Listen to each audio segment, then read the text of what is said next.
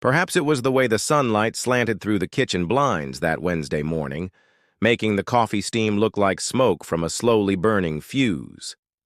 I had just returned from a brief visit with a warehouse client. Kicked off my shoes. At the door, untied my tie, just another routine inventory software catch-up, but they still didn't get it. I stepped into the kitchen, in need of something to cool me down, something like a bitter, hot black coffee. That's when I noticed the tiny red dot blinking on my phone like a heartbeat. One voicemail, one eye notification. It sent a chill through my spine.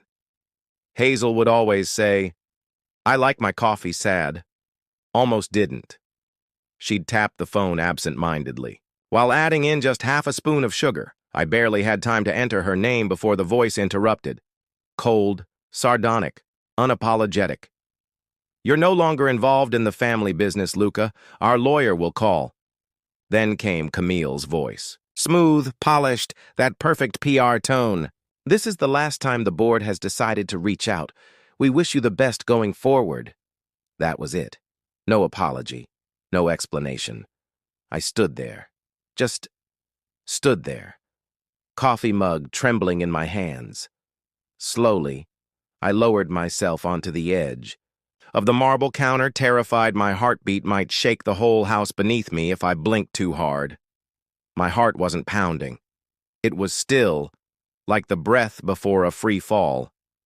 I played the message again, hoping I had misheard it. Maybe. It was a terrible joke. A glitch. Something.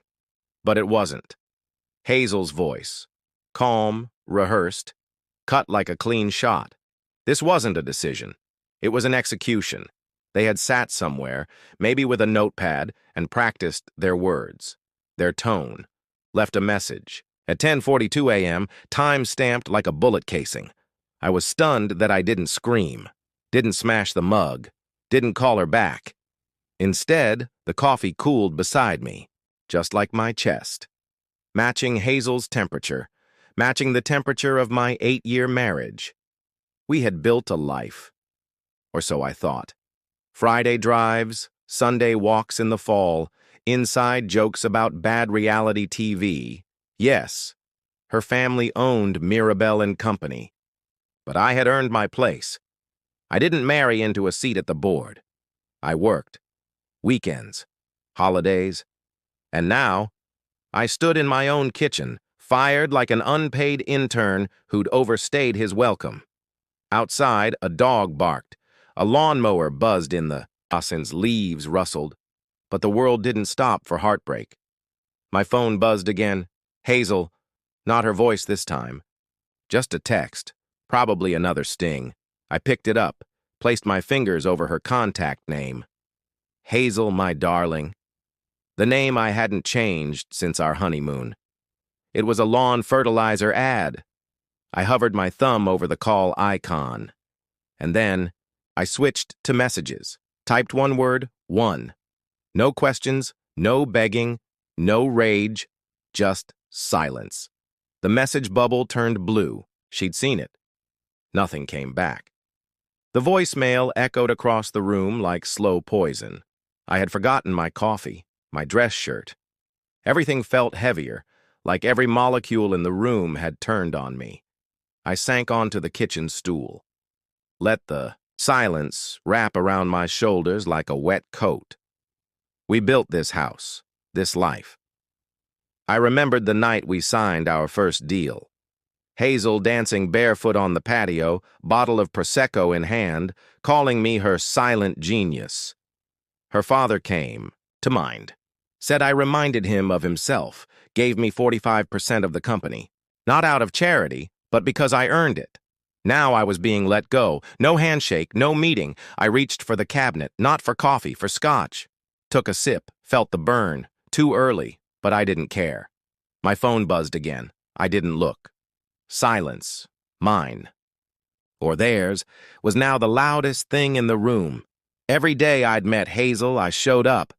In our junior year economics class, she was brilliant, sharp, always 2 steps ahead. On our second date, she said, "Just show up. Everyone else tries to impress." I thought it was admiration, Now, I wonder if it was foreshadowing. Hazel and Belle joined their father at Mirabelle, the family business built by their grandfather. I didn't get in through Hazel. I worked. Every inch of supply chain, logistics, vendor compliance.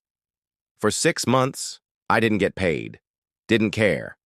I believed in it. When trucks broke down at 2 a.m., I was the one the warehouse called. When deliveries failed, I fixed them. Quietly. Hazel and Belle were the face of the brand. I was the hands. Their father gave me 45% when he stepped down. Hazel said, "You know what this means." She meant it as a compliment. I took it as a warning. Years passed in spreadsheets, midnight planning, and emergency fixes. I never complained because I believed in us. Hazel would call me at 1 a.m., whisper, "We couldn't do this without you." I clung to that. I thought it meant something, but over time, the cracks appeared. Board decisions made without me. Budgets I hadn't seen. Votes passed while I worked late in dispatch.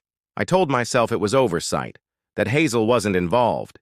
She kissed me goodbye in the mornings, told me to rest, said I'd done enough. But that was her way of saying, step aside. They didn't want a fixer anymore. They wanted someone flashier. When the voicemail came, it wasn't just business. It was the collapse of a life.